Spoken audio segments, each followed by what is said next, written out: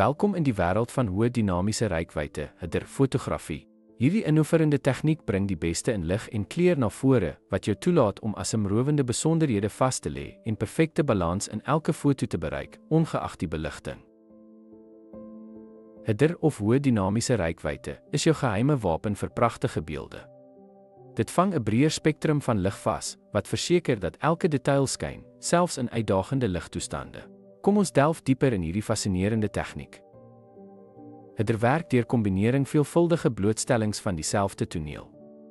Elke blootstelling vang verskillende ligvlakke vas, wat besonderhede in beide skaduwees en hoogligte verbeter.